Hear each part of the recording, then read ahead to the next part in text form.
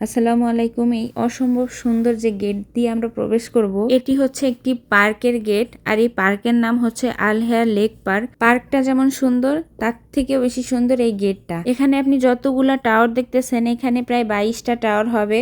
আর প্রত্যেকটা টাওয়ার প্রায় 20 মিটার করে উঁচু। গাড়িতে থাকা অবস্থায় এর উচ্চতাগুলো আপনি পুরোপুরি বুঝতে পারবেন না। যদি গাড়ি থেকে নেমে যদি আপনি দাঁড়ান, তাহলে দেখবেন যে এটা প্রায় 20 তলা ভবনের মতোই উঁচু। আমরা গেট দিয়ে ঢুকে ভিতরে চলে গেলাম। এটি কিন্তু রিয়াদের মধ্যেই অবস্থিত। রিয়াদের এত কাছে এরকম একটা পার্ক আছে, জোহর আব্বু আমার এই পর্যন্ত নিয়ে আসে নাই, আজকেই নিয়ে আসছে। যাই হোক, তবুও থ্যাংক ইউ। যারা সৌদি আরবে নতুন, পুরাতনরা সবাই চিনে মোটামুটি, যারা নতুন তারা যদি আসতে চান, এই পার্কটা পড়ছে হচ্ছে আল হায়ার এলাকার মধ্যে এবং ওয়াডি হানিফার দক্ষিণ প্রান্তে অবস্থিত। রিয়াদের মেন শহর থেকে প্রায় 35 কিলোমিটার দূরে এবং যাইতে প্রায় 35-40 মিনিটের মতোই লাগবে। তবে অবশ্যই গাড়ি নিয়ে যেতে হবে। কথা বলতে বলতে কিন্তু আমরা পার্কের ভিতরে ঢুকে পড়েছি। আমার পিছনের সাইডে কিন্তু খুব সুন্দর পাহাড় আছে, যদিও আমরা রাত্রেবেলা আসছি, কারণ এখন রিয়াদে প্রচুর গরম। এই গরমে কেউ দিনের বেলা বাইরে বের হতে পারবে না। তবে এই সুন্দর পার্কটা ঘুরে দেখতে হলে দিনের বেলা আসাটা খুবই জরুরি, যদিও দিনের বেলা প্রচুর গরম। আর এই পার্কের আরেকটা বিশেষত্ব হচ্ছে লাইটিংগুলা। দেখবেন প্রত্যেকটা গাছে আলাদা আলাদা লাইটিং, খুবই সুন্দর লাগে জায়গাটা। আমিও যদিও পুরোটা দেখাইতে পারতেছি না। আর এর এরিয়াটা বিশাল বড়, আপনি গাড়ি ছাড়া কোনোভাবেই ঘুরতে পারবেন না। জোহার বাবা সামনের দিকে এগিয়ে যাচ্ছে, আমি পিছনে পিছনে হেঁটে যাচ্ছি, কারণ আমি এর আগে কখনোই আসিনি।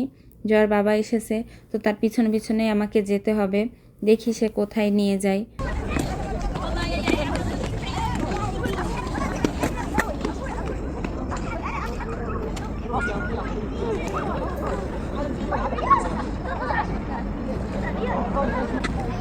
দেখতে দেখতে আর কথা বলতে বলতে সব থেকে সুন্দর জায়গাটার মধ্যে চলে আসলাম। এটাই সে লেক পার্ক। আর এখানে দেখেন এই যে পানি, এটা কিন্তু ময়লা পানি। ময়লা পানি বললে আবার ভুল হবে, এটা কিন্তু অনেকবার রিপেয়ারিং করা এই পানিগুলা। এর মধ্যে কিন্তু ময়লা একদমই ভাসে না, একদম ক্লিন। এখানে প্রচুর পরিমাণ মাগুর মাছ আছে, তবে এই মাগুর মাছগুলা ধরা বা খাওয়া নিষিদ্ধ। আমরা যদিও রাত্রেবেলা গেছি, দিনের বেলা হলে পুরা মাছগুলো আমি ভালো করে দেখতে পারতাম। যদিও আমার মোবাইলেতে কিছুটা আসতেছে, যে দেখেন এদিকে কি পরিমাণ মাছ। যদি কেউ পাথরের টুকরা বা থুতু ছিটায়, তাহলে মাছগুলো উপরে ভেসে উঠে। দেখেন মাছ একদম গাদগাদ করতেছে এইগুলার মধ্যে।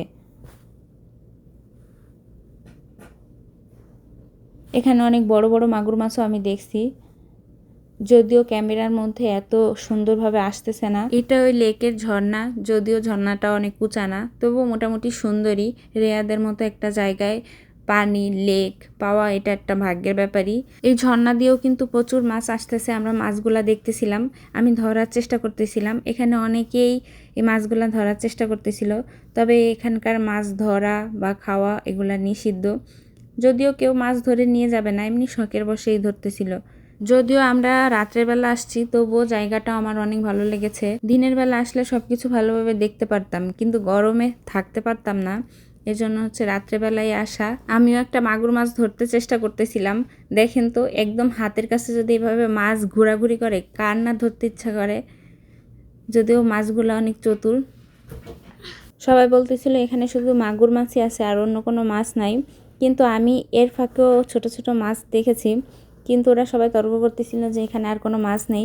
এজন্য আমি একটা ভাবছি ধরেই দেখাবো যে এখানে অন্য কোনো মাছ আছে। আর আমার সেই মাছগুলো মনে হলো তেলাপিয়ার বাচ্চা, হয়তো বা তেলাপিয়া মাছ ছেড়েছে। এই যে দেখেন এখানে ছোট ছোট মাছ আছে, এগুলা মাগুর মাছের বাচ্চা না, এগুলা তেলাপিয়া মাছের বাচ্চা। আমি ভাবছি একটা ধরে দেখাবো, তাহলে বিশ্বাস করবে।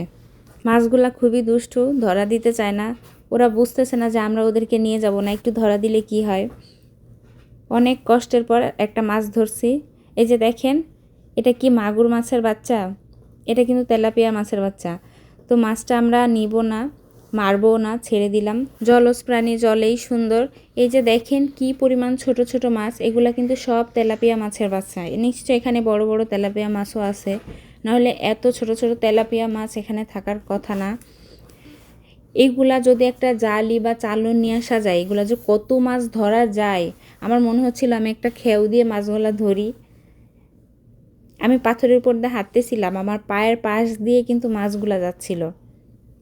এটা একটা অসাধারণ অনুভূতি, অনেক মজা লাগছে এখানে গিয়ে আমার। যাই হোক, আলহামদুলিল্লাহ ভালো ঘুরছি, ভালোই দেখছি। এখন রাত 11টা বাজে, এখন আমাদের অবশ্যই বাসায় যেতে হবে। আর ক্ষুধাও লাগছে, কিছু খেতে হবে। এজন্য আমরা বাসার উদ্দেশ্যে রওনা দিয়ে দিলাম। কি খাবো, কোথা থেকে খাবো, এটা বলতে বলতে আর এটা ভাবতে ভাবতে দেখেন আলবাইক রেস্টুরেন্ট এর সামনে এসে আমরা হাজির। তো আমরা এখানে অপেক্ষা করলাম গাড়ির মধ্যে, আমি আর আমার মেয়ে। জোয়ার বাবা ভিতরে গেল খাবার নিয়ে আসতে। অনেক ভিড়, প্রায় আধা ঘন্টার পরে এই যে দেখেন খাবার নিয়ে আসছে। একটার মধ্যে চিকেন, আরেকটার মধ্যে নাগেটস, আর সাথে আছে ফ্রেঞ্চ ফ্রাই। যাই হোক, আমরা খাওয়া শুরু করলাম, আমাদের প্রচণ্ড ক্ষুধা লেগেছে। খাওয়া শেষ করে এখন আমরা বাসার দিকে রওনা দিচ্ছি। সবাই ভালো থাকবেন, সুস্থ থাকবেন। আসসালামু আলাইকুম।